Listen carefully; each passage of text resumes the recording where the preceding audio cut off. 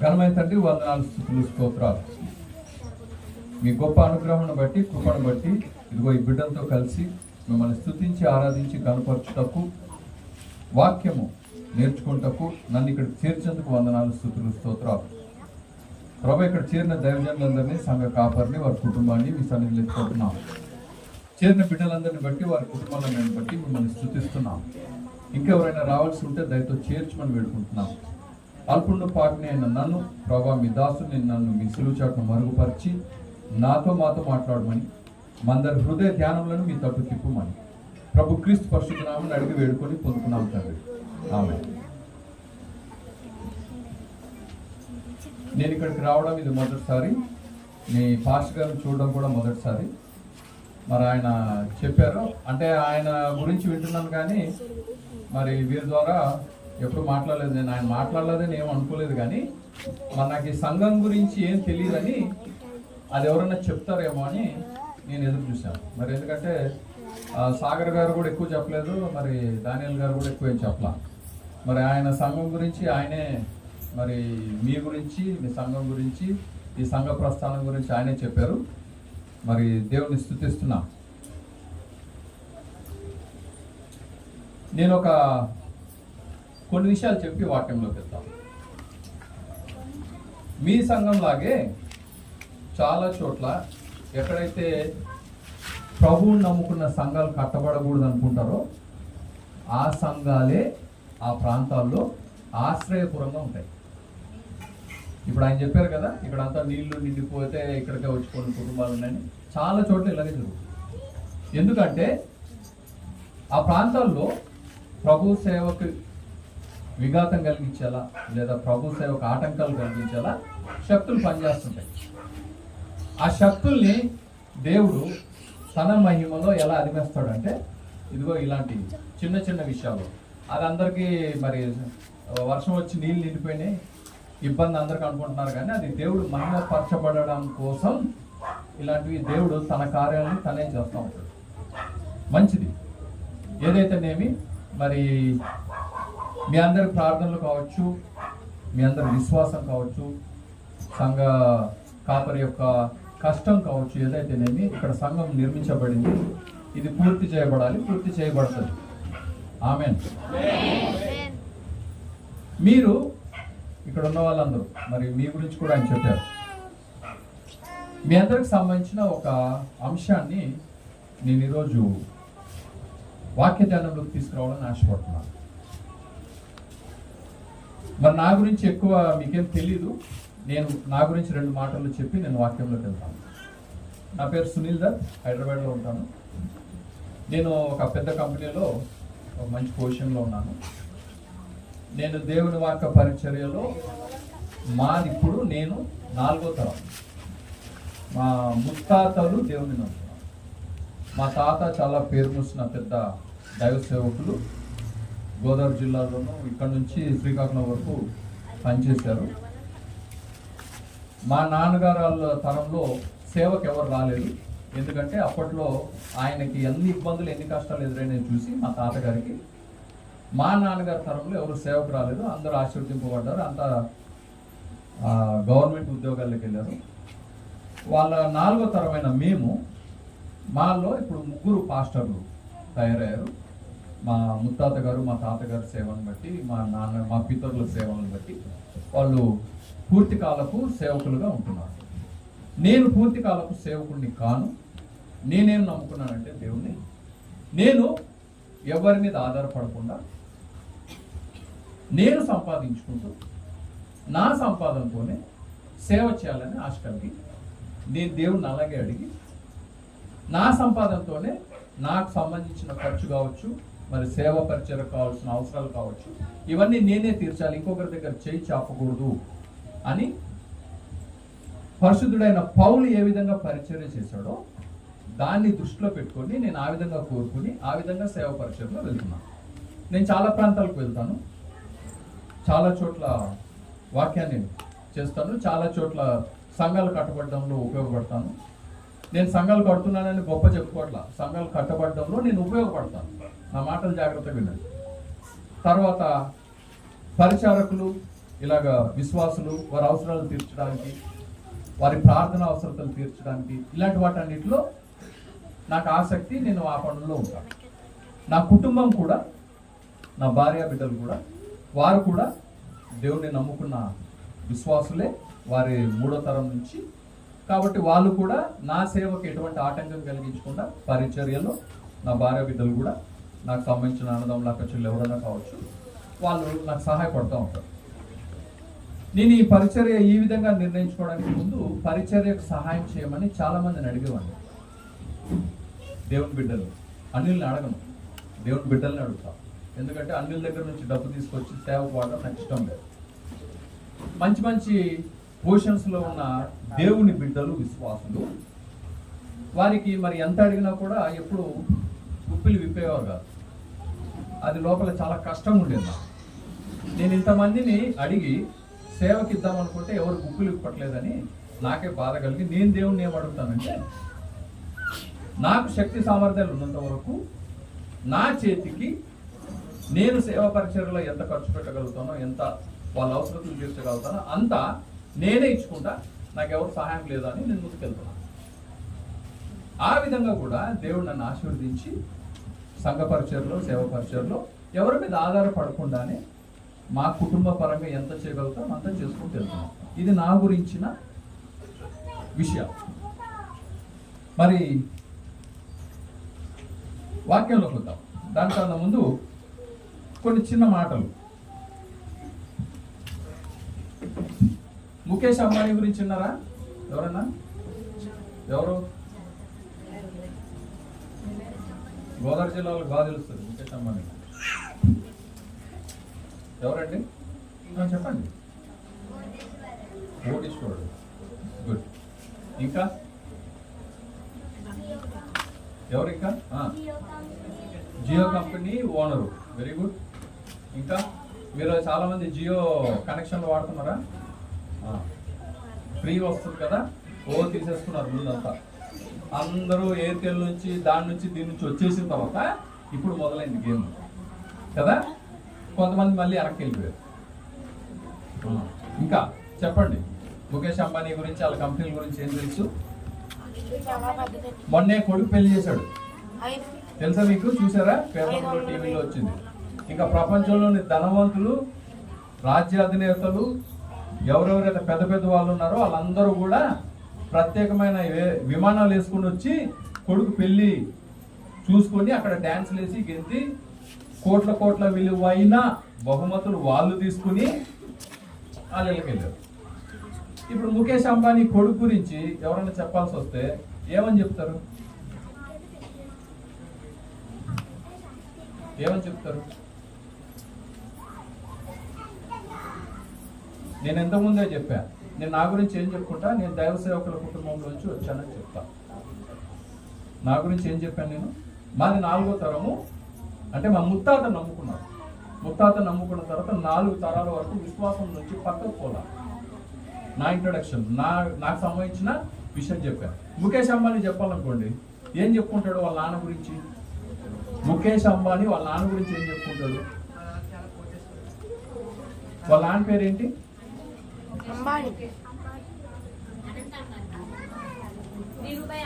ధీరుభాయ్ అంబానీ. ఆయన Reliance industries ని స్థాపించి దాన్ని కొన్ని వేల కోట్ల కంపెనీ చేసిన తర్వాత ఆయన చనిపోయే ముందే కొడుకులెక్కి 2 కొడుకులు ఆయనకి వారసత్వంగా ఏమి ఇచ్చాడు? కంపెనీలు, ఆస్తులు, భోగభాగ్యాలు. వింటున్నారా? ఇప్పుడు ముఖేష్ అంబానీ కొడుకు, అతని పేరు ఏమైనా గుర్తుందా?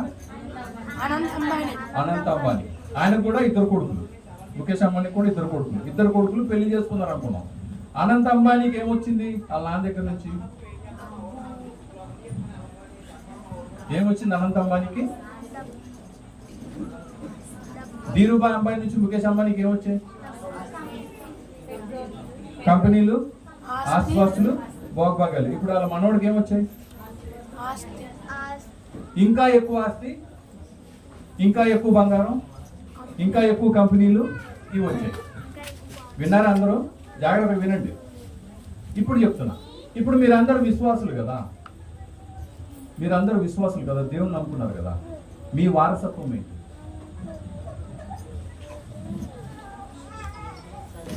వినాలంతా. మీరందరూ విశ్వాసులు, దేవుని నమ్ముకున్నారు. నేను 2 ఉదాహరణలు చెప్పాను. నేను మా తాతగారి దగ్గర నుంచి నా వరకు చెప్పా, ముఖేష్ అంబానీ, ధీరుభాయ్ అంబానీ చెప్పా. ఇప్పుడు మీ అందరి దగ్గరకు వచ్చాను. మీ అందరూ దేవుని నమ్ముకున్నారు కదా, మీ వారసత్వం ఏంటి? మీరు మీ పెద్దల గురించి, మీ పిల్లల గురించి ఏమని చెప్తారు? ఉదాహరణకి ఇప్పుడే మీరు దేవుని నమ్ముకున్నారు, ఈ తరంలోనే. మీ పిల్లలు మీ గురించి ఏం చెప్తారు? ఎవరు మాట్లాడలా? నేను అడిగిన ప్రశ్న అర్థమైందమ్మా? మీరు దేవుని నమ్ముకున్నారు కదా, మీ పిల్లలు మీ గురించి ఏం చెప్తారు? వాళ్ళు రేపు పొద్దున ఇలా అడిగారు అనుకోండి, ఏమ్మా ముఖేష్ అంబానీ ఏమో వాళ్ళ కొడుక్కి కోట్లు ఇచ్చాడు, ముఖేష్ అంబానీ వాళ్ళ కొడుకులకి కంపెనీలు ఇచ్చాడు, నువ్వు దేవుని నమ్ముకున్నావు కదా, నువ్వు నాకేమి ఇచ్చావు? ఈ ప్రశ్న మీ పిల్లలు అడిగితే మీరేం చెప్తారు? పెద్దలందరూ ఆలోచించాలి. నేను మీకు ఒక ప్రశ్న వేసిన, అది చెప్పండి. మీ పిల్లలు ఈ ప్రశ్న మీకు వేస్తే ఏం జవాబు ఇస్తారు? దేవుని నమ్ముకున్నావు కదా, ఏమొచ్చింది? దేవుని నమ్ముకున్నావు కదా, నాకేమిచ్చావు? జవాబు లేదా మీ దగ్గర?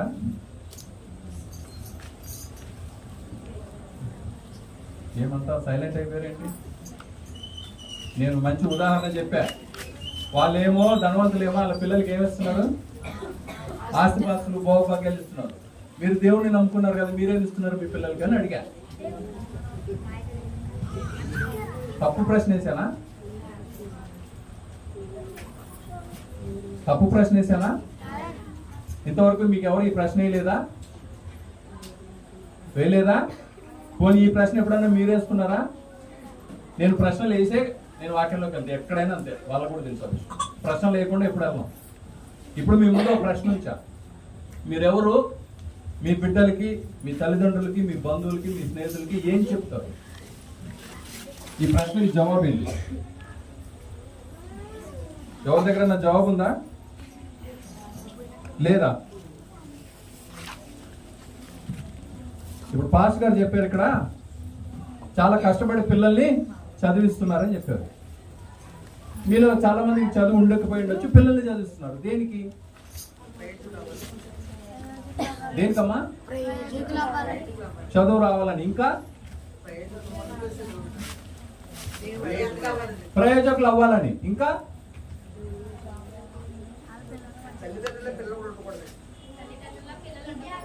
తల్లిదండ్రులకు తల్లిదండ్రుల పిల్లలు ఉండకూడదని. మంచి మాట. ఇంకా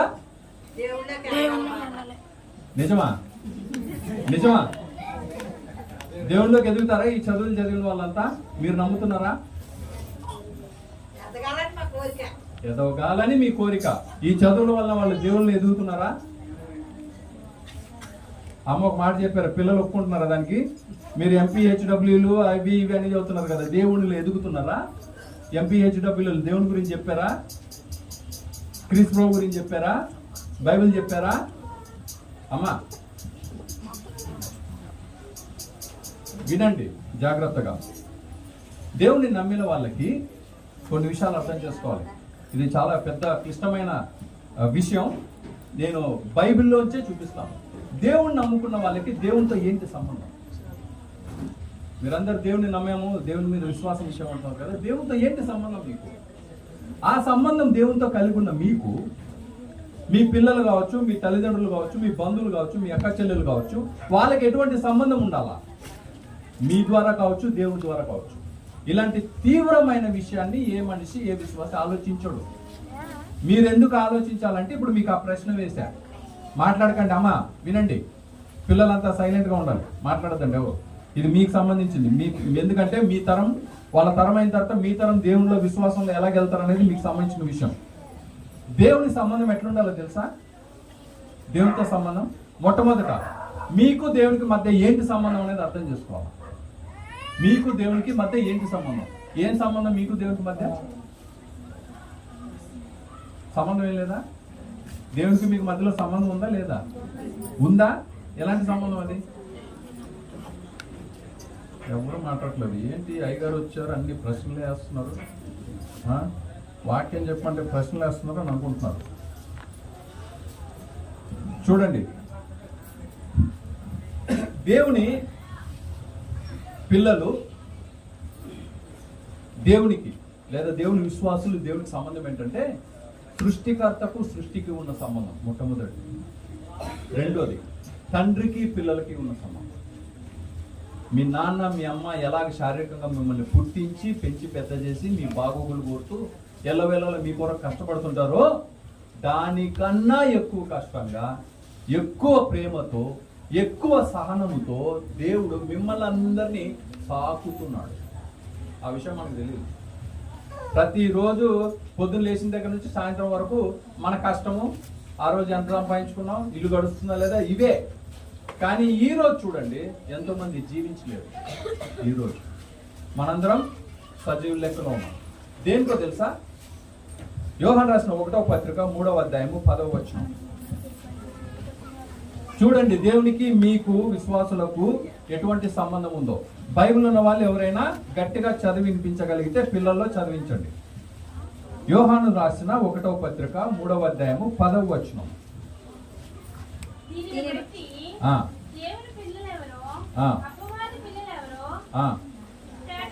జాగ్రత్తగా వినండి. దేవుని పిల్లలు, అపవాది పిల్లలు. అపవాది ఎవరు? సాతాను. ఎవరు దేవుని పిల్లలు, ఎవరు సాతాను పిల్లలు అంటే బైబిల్ ఏముందో చదవండి. వినామా గట్టి చదువు. సరిగా చదవాలి. నీతిని జరిగించని ప్రతివాడును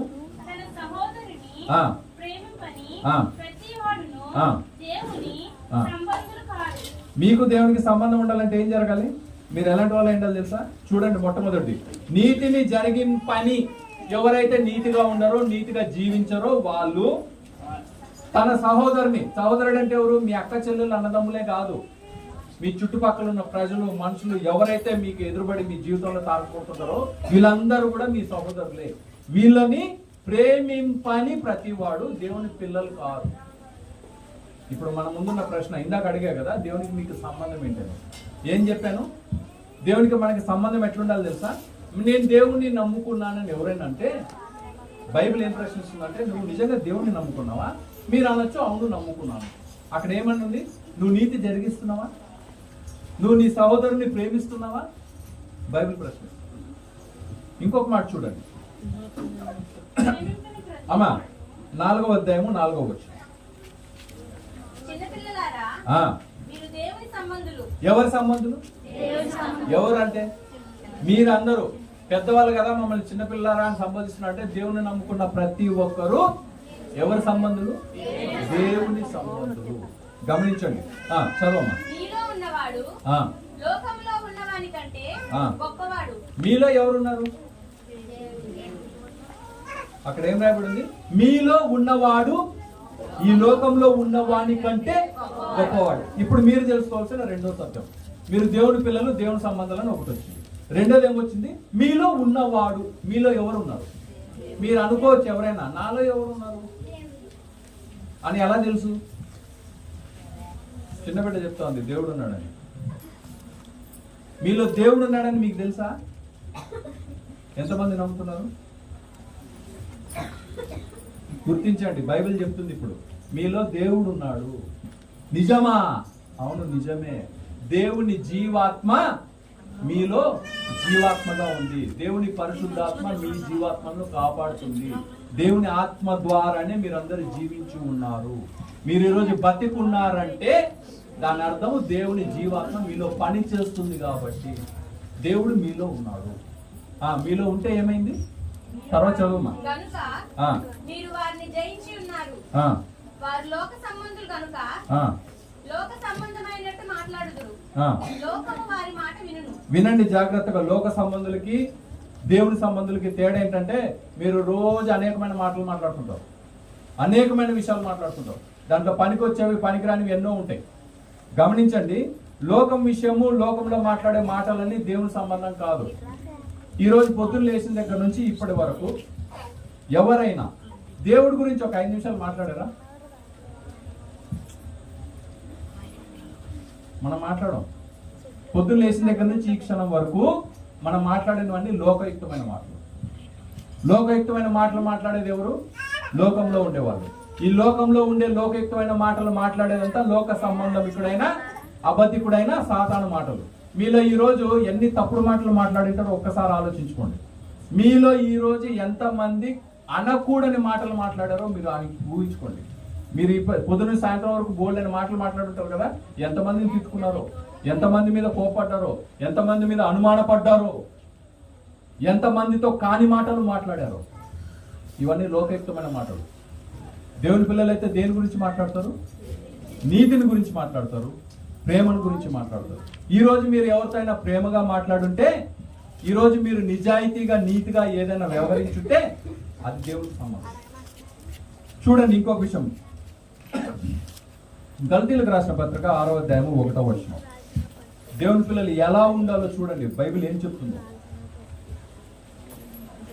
గల్తీలకు రాసిన పత్రిక 6వ అధ్యాయము 1వ వచనం.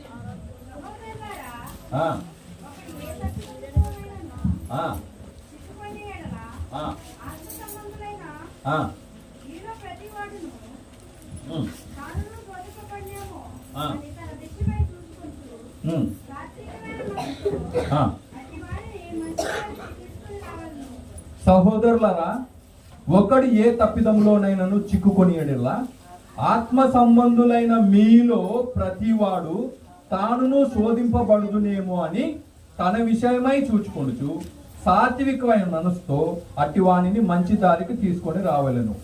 ఇంకొక ప్రశ్న ఇక్కడ బైబిల్ వేస్తుంది. ఈ రోజు ఎవరికైనా ఇబ్బంది కలిగింది, కష్టం వచ్చిందని, లేదా శోధన ఏదో బాధ కలిగిందని మీతో ఎవరైనా చెప్పారనుకోండి, మీరు దాని గురించి ఏం మాట్లాడుంటారు? అయ్యో నీకు ఈ కష్టం వచ్చిందా అని కొంతమంది అంటారు. అయ్యో నువ్వు ఇలా చేస్తే బాగుంటుందా అని కొంతమంది అంటారు. ఇంకా కొంతమంది మనసులో బాగా అయింది అనుకుంటారు. అనుకోరా? మనతో సరిగా లేని వాళ్ళు ఎవరైనా వచ్చి వాళ్ళ కష్టం చెప్పారనుకోండి, అక్క, వదిన, బావ, మా అమ్మ ఇలాగైంది అన్నారు అనుకోండి, మన లోపల ఏమనుకుంటాం? నువ్వు ఇలాంటి దానివే కదా, అందుకని నీకు ఇలాగైంది. బయటకు మాత్రం అయ్యో అవునా, అదే చాలా కష్టం వచ్చింది, లోపల మాత్రం సంతోషం. ఇక్కడ బైబిల్ ఏం చెప్తుందండి? ఎవరికైనా శోధన వస్తే, మీకు కాదు, ఎవరికైనా శోధన వస్తే ఆ శోధన గురించి మీకు తెలిస్తే, లేదా ఆ శోధన గురించి మీరు వింటే మీరేం చేయాలి తెలుసా? చూడండి అక్కడ ఏం రాజబడిలో, ఒకడు ఏ తప్పిదంలోనైనా చిక్కుకొని ఉన్నాడవా ఆత్మ సంబంధులైన మీలో ప్రతివాడు ఏం చేయాలి? తానును శోధింపబడుదునేమో అని తన విషయమై చూచుకొనుచు. మీ దగ్గర ఎవరైనా ఒక కష్టము, నష్టము, బాధ, పాపము, శోధన దాని గురించి మాట్లాడితే మీరు చేయాల్సింది ఏంటి తెలుసా? సంతోషపడడం, అయ్యో పాపం ఇలాంటివి అనడం కాదు. మీరు వెంటనే చేయాల్సింది ఏంటంటే, నేను కూడా ఇలాంటి శోధనలో పడితే, నేను కూడా ఇలాంటి పాపంలో పడితే, నాకు కూడా ఇలాంటి కష్టం వస్తే, అలా ఆలోచించగలిగిన వాడే దేవుని సంబంధం.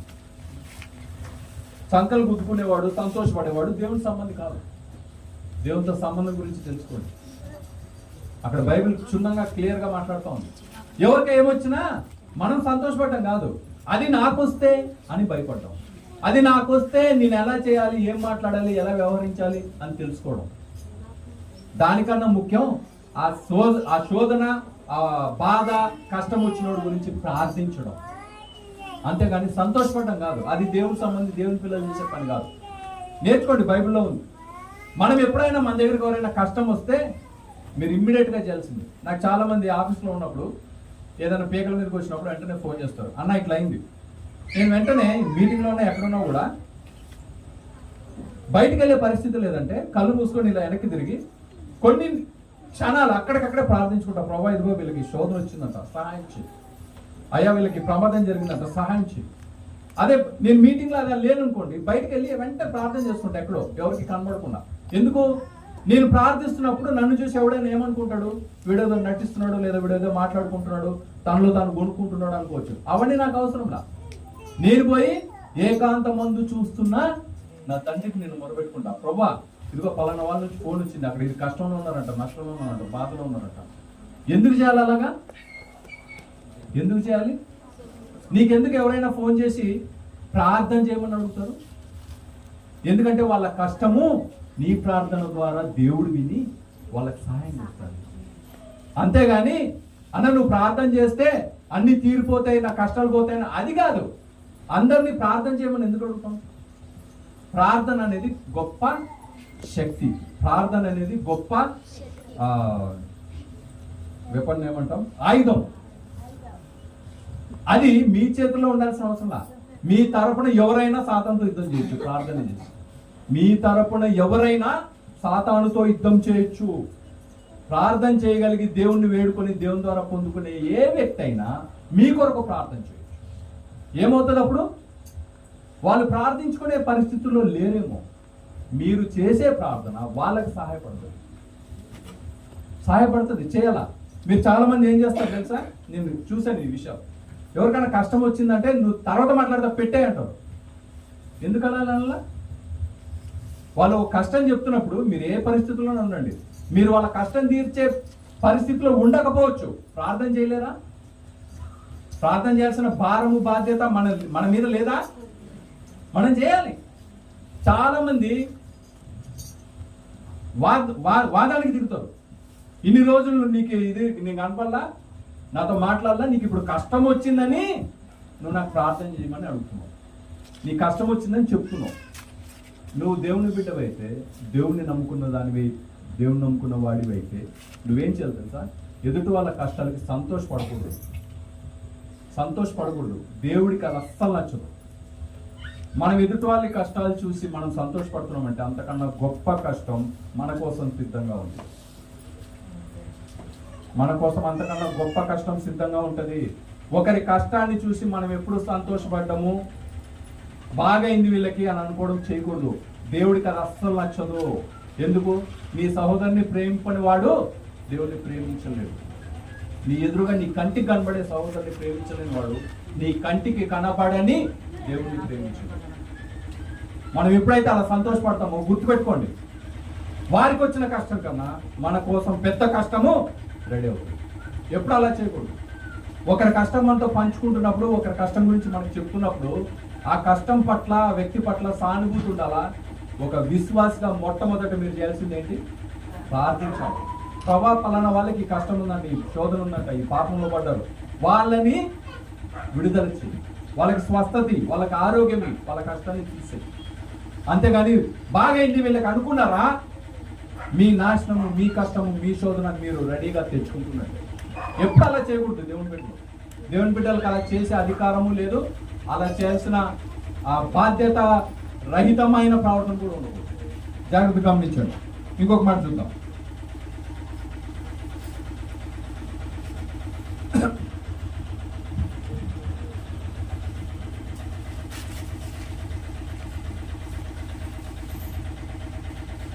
గలతీయులకు రాసిన పత్రిక 5వ అధ్యాయము 24వ వచనం. గలతీయులకు రాసిన పత్రిక 5:24. క్రీస్తు యేసు సంబంధులు, జాగ్రత్తగా వినండి. నేను క్రీస్తు ప్రభువుని నమ్ముకున్నాను అనే వాళ్ళంతా ఈ మాట జాగ్రత్తగా వినండి. క్రీస్తు యేసు సంబంధులు, చదవమా. దేన్ని? శరీరం అంటే మీ అందరికి శరీరం ఉందా? మీ అందరికి శరీరం ఉందా లేదా? మీ శరీరాన్ని దేంతో చేశారు చూడండి ఇక్కడ. క్రీస్తు యేసు సంబంధులు శరీరమును దాని ఇచ్చలతోను దురాశలతోను సిలువ వేసి ఉన్నారు. ఈ పని చాలా మంది చేయరు, కానీ చెయ్యాలని వాక్యం బోధిస్తా ఉంది. మనకి బోల్డని ఇచ్చలు అంటే కోరికలు, ఆశలు మనకి చాలా ఉంటాయి. మనం వాటిని ఏమైనా చంపే ప్రయత్నం చేస్తామా, ఆపే ప్రయత్నం చేస్తామా? నిజం చెప్పండి. నేను కూడా చాలా ఆశిస్తాను, చాలా కోరుకుంటా. అవి కోరుకోవచ్చా, ఆశించచ్చా కూడా, మంచిదా కాదా కూడా ఒక్కోసారి మనం ఆలోచించాం. అక్కడ ఏం రాయబడింది? శరీరమును దాని ఇచ్చలతోనూ, దాని పక్కన ఇంకొక మాట ఉంది. ఏంటది? దురాశ. ఆశ వేరు, దురాశ వేరు. రెండింటికి ఏంటండి తేడా? ఆశ వేరు, దురాశ వేరు. దురాశ అంటే దురాశ అంటే నేను ముఖేష్ అంబానీ లాగా అయిపోవాలి. ఇది ఆశ దురాశ? ఏ నేను కాకూడదా? ఎందుకన్నారు దురాశ అని? నేను ముఖేష్ అంబానీ అవ్వద్దా? ఎందుకన్నారు దురాశ అని మీరే చెప్పాలి. మీరు అన్నారు ఎందుకో చెప్పండి. నేను ఇప్పుడు ముఖేష్ అంబానీ కావాలనుకుంటున్నా. దురాశ అని మీరు అన్నారు. ఎందుకన్నారు?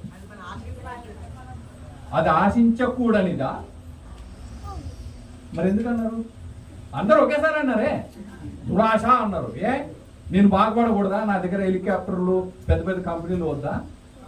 ఎందుకన్నారు దురాశ అని? ఎందుకన్నారు?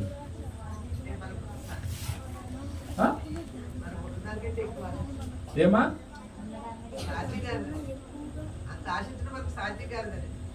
ఎంతైనా ఆశించవచ్చు. మీరు ప్రపంచాన్నంతా ఆశించవచ్చు. అలెగ్జాండర్ అని ఒక చక్రవర్తి ఉన్నాడు. ప్రపంచాన్నంతా జయిస్తాను బయలుదేరాడు. చాలా భాగం జయించుకుంటూ వచ్చాడు. భారతదేశం అంచులకు వచ్చాడు. అక్కడికి వచ్చేటప్పటికి ఎదురుగా యుద్ధం, ఈయనకేమో అనారోగ్యం. ఎదురుగా యుద్ధం, ఈయనకు అనారోగ్యం. యుద్ధం చేశాడు, ప్రాణం మీదకి తెచ్చుకున్నాడు. ఆరోగ్యం మొత్తం పాడైపోయింది. చచ్చిపోయే స్థితికి వచ్చాడు.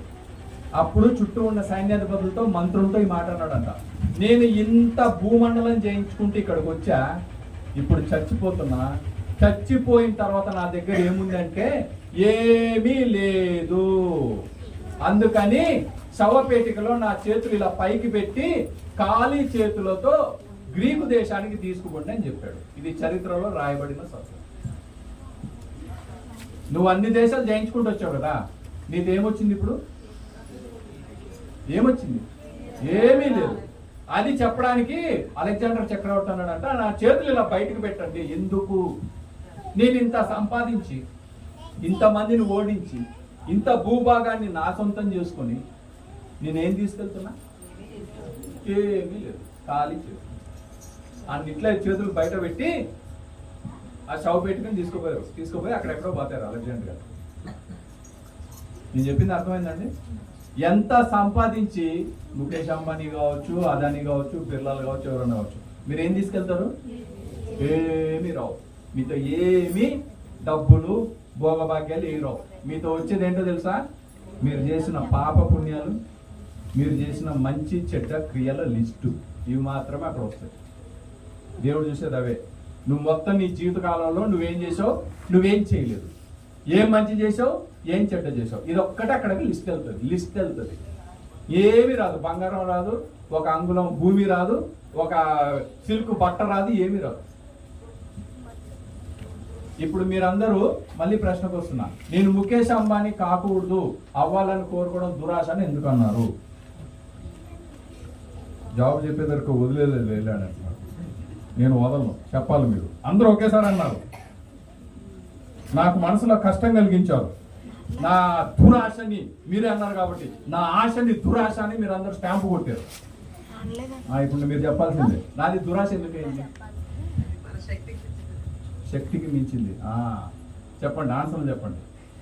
ఏది ఆశ, ఏది దురాశ? ఏది మీకు అవసరమో జాగ్రత్తగా వినాలి. ఏది మీకు అవసరమో దాన్ని కోరుకోవడం ఆశ. మీ అవసరాన్ని మించి ఇతరుల దగ్గర ఉన్నదంతా ఆశించడం, ఇతరుల దగ్గర లేకుండా నాకు మాత్రమే ఉండాలనుకోవడం.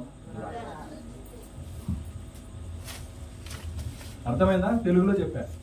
నాకు అన్నం కావాలి, తిను. నాకు బట్టలు కావాలి, వేసుకో. నాకు వెళ్ళడానికి ఒక కారు కావాలి, కొనుక్కో. నాకు ఉండడానికి ఒక ఇల్లు కావాలి, కొనుక్కో. లేదు, నేను సగం హైదరాబాద్ కొనుక్కోవాలి. దేనికి?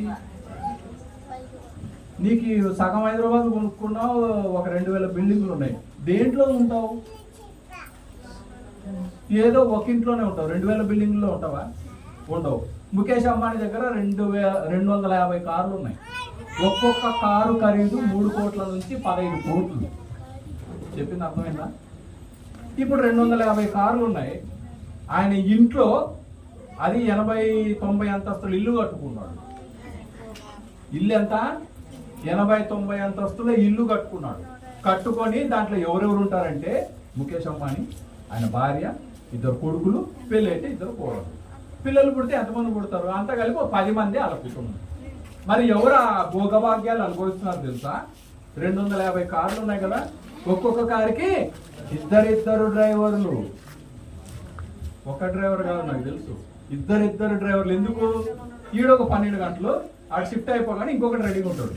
ఈయన అర్ధరాత్రి 12 గంటలకు ఎక్కడన్నా పోవాలనుకుంటే ఆ షిఫ్ట్ లో ఉన్న డ్రైవర్ ఆ కార్ దగ్గర ఉంటాడు. ఆయన కిందకు వచ్చి ఇలా చూపిస్తాడు, ఆ కారు రావాలి. మళ్ళీ రేపు ఇలా చూపిస్తాడు, ఈ కారు రావాలి. రోజు ఒకే కారులో పోడు. వీళ్ళందరూ రెడీగా ఉండాలి. వీళ్ళందరూ రెడీగా ఉండాలంటే ఎక్కడ ఉండాలి? నీ ఇంట్లోనే ఉండాలి. చెప్పింది అర్థమైందా? నువ్వు ఎక్కడో ఉంటే డ్రైవర్ వచ్చి సార్ వస్తున్నా సార్, దారిలో ఉన్నా సార్, ఇవన్నీ చెప్పకూడదు కదా. నీతో పాటు నీ ఇంట్లోనే ఉండాలి. నీ భోగభాగ్యాలు, నీ సుఖము, నీ అంతస్తు, హోదా అంతా ఎవరు అనుభవిస్తున్నారు? అర్థమైందా చెప్పింది? ముఖేష్ అంబానీ కన్నా ఎవరు ఎక్కువ భోగభాగ్యాలు అనుభవిస్తున్నారండి? డ్రైవర్లు. మళ్ళీ వీళ్ళకి వండడానికి వంటలు కావాలా? అన్ని 80 అంతస్తులు ఇల్లు చూడడానికి పనులు కావాలన్నా? వీళ్ళ బట్టలు ఉతకడానికి మనుషులు కావాలన్నా? బట్టలు జాగ్రత్తగా మట్టబెట్టి ఇస్త్రీ చేసి బీరువాలో పెట్టడానికి మనుషులు కావాలన్నా? కొన్ని 100,000 మంది ఆ బిల్డింగ్ లో నివసిస్తున్నారు. ఆయన ఇంటి పేరు యాంటీలియా. నేనేం అబద్ధం చెప్పట్లా. ఆయన ఇంటి పేరు యాంటీలియా. ఎవరైనా అందంగా కట్టుకోవాలనుకుంటారు ఇల్లు.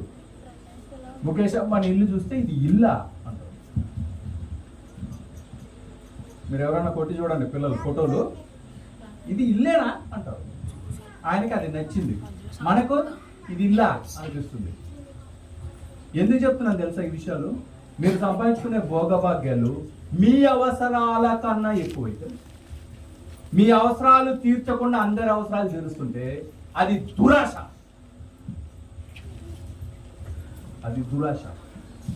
ఇప్పుడు ఎందుకు మీరు అందరూ దురాశ అన్నారు? నన్ను ముఖేష్ అంబానీ కావాలని కోరుకుంటే నీకెందుకు? ఇంత సన్నంగా ఉన్నావు, ఒక 500 అడుగులు ఉంటావో 6 అడుగులు ఉంటావో, నీకు ఓ పెద్ద ప్లేను, ఇది 100 కేజీలు కూడా లేవు, నీకు వంటకాయ ఇంతమంది కావాలా అని మీ ఉద్దేశమా? ఇవన్నీ నేను అప్పుడు చెప్పలేదు కదా. మీ అందరి ఉద్దేశం ఏంటంటే మన అవసరానికి మించి పోగేసుకున్నది భవిష్యత్తుకు ఉపయోగపడేది అక్కడ వరకు ఓకే.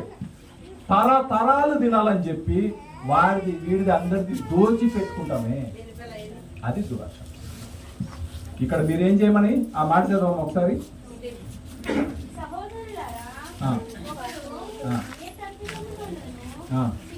కాదమ్మా ఇందాకది.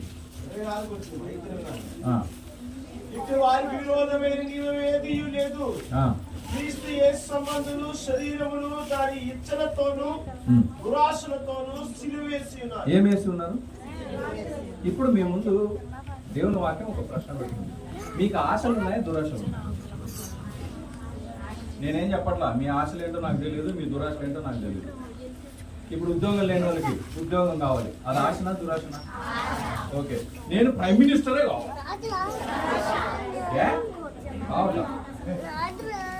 నాకు 2 వీలర్ కావాలి, ఆశ. నాకు బంగారు కలరు 2 వీలర్ కావాలి, ఆశ. అర్థమవుతుందా? నేను ఎందుకు ఈ విషయాలని మీకు ఇంత ప్రస్ఫుటంగా చెప్పాల్సి వస్తుందంటే, ఆశ పడడంలో తప్పు లేదు, కానీ దురాశలు కలిగి కోరుకోవడం, పక్కింటోడు కొట్టే మీరు కుళ్ళుకోవడం, వాడిది ఎప్పుడు పంక్చర్ అవుతుందా, వాడు ఆ బండి కొనుక్కున్నాడు వాడికి ఎప్పుడు కాలిపోతుందా, ఎప్పుడు యాక్సిడెంట్ అవుతుందా, ఇదంతా కుళ్ళిపోతాం. మనం ఎప్పుడు దేవుని బిడ్డలు అట్లా చేయకూడదు. ఎందుకు? ఈ దురాశలని, అనవసరమైన కోరికల్ని ఏం చేశారు మీరు? సిలువ వేశారు. సిలువ వేశారు. నేను ఇంతవరకు వెయ్యలేదని ఎవరన్నా అనుకుంటే వెయ్యండి, సిలువ వెయ్యండి. అనవసరమైన కోరికలు కోరుకోకండి, మీ తాహతను మించిన కోరికలు కోరుకోకండి. ప్రభువా, నా జీవిత పర్యంతము శాంతి సమాధానాలతో కూడిన జీవితం అనుగ్రహించు, మంచి మరణం అనుగ్రహించు. ఇంతకన్నా విశ్వాస కోరుకోవాల్సింది ఏం లేదు. ఇంతకన్నా విశ్వాస కోరుకోవాల్సింది ఏం లేదు. శాంతి సమాధానం ఇళ్లలో లేవు.